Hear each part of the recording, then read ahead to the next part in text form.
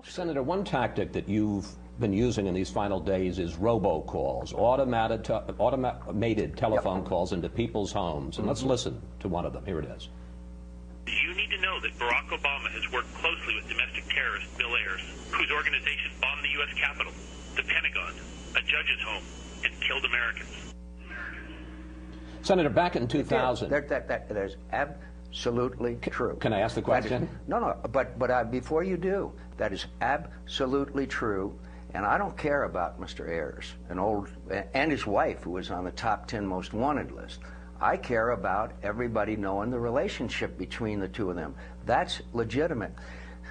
Senator Obama and Bill Ayers served on a board of the Woods Foundation, and they gave $230,000 to Acorn. What's that all about? He said that he was just a guy in the neighborhood. He wasn't just a guy in the neighborhood. We need to know the full extent of that relationship. That is an accurate robocall. But Senator, if I may, back in 2000, when you were the target of robocalls, you called these hate calls, and you said the following: I promise you, I have never and will never have anything to do with that kind of political tactic.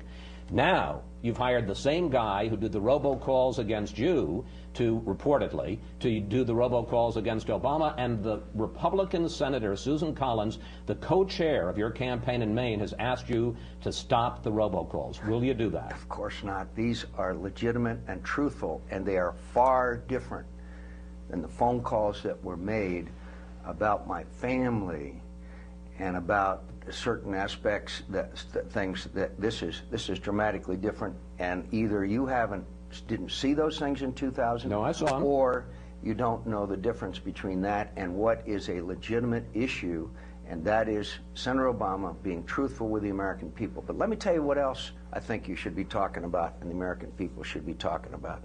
In the debate the other night, I asked Senator Obama to repudiate a statement made by John Lewis, a man I admire and respect and have written about, that connected me. This is the congressman, the civil rights leader. Civil rights leader, American hero, that connected me and Sarah Palin to segregationists, to the campaign of George Wallace, and even alluded to the bombing of a church where four children were killed.